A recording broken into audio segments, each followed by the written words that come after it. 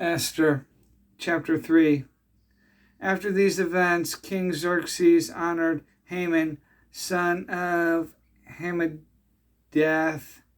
the Agagite, elevating him and giving him a seat of honor higher than that of all the other nobles.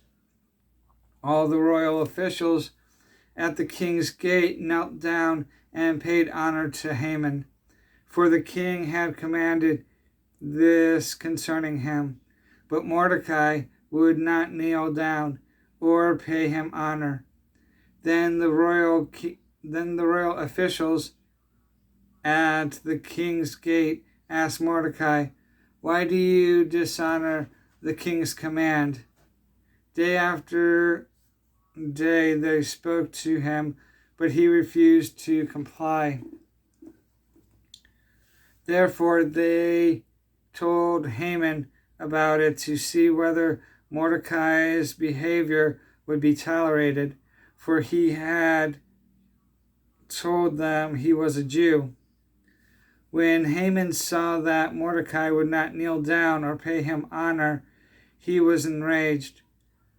Yet, having learned who Mordecai's people were, he scorned the idea of killing only Mordecai. Instead, Haman looked for a way to destroy all Mordecai's people, the Jews, throughout the whole kingdom of Xerxes.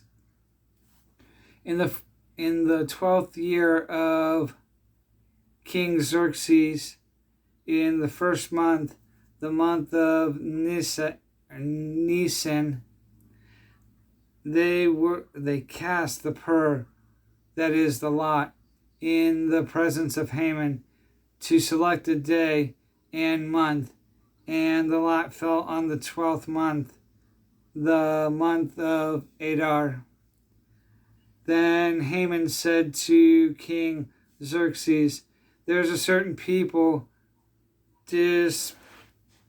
dispersed and scattered among the peoples in all the provinces of your kingdom, whose customs are different from those of all other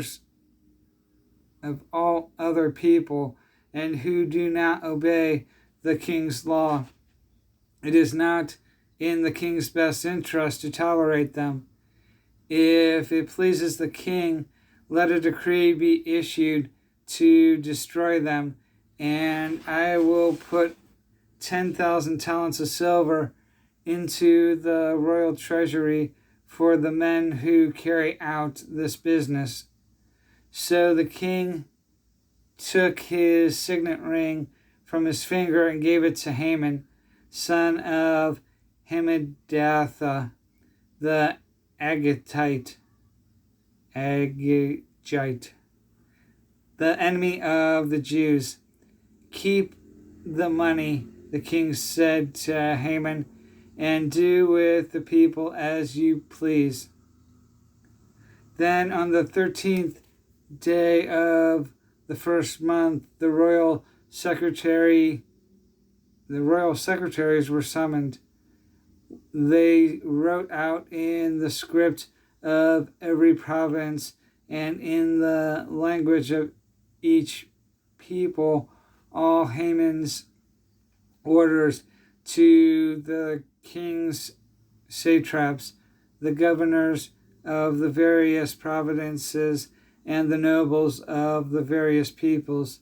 These were written in the name of King Xerxes himself and sealed with his own ring. Dispatches were sent by carriers to all the king's provinces with the order to destroy, kill, and annihilate all the Jews, young and old, women and little children, on a single day, the 13th day of the 12th month, the month of Adar, and to plunder their goods. A copy of the text of the edict was to be issued as law in every province and made known to the people of every nationality so they would be ready for that day. Spurred on by the king's command, the carriers went out, and the edict was issued in the citadel of Susa.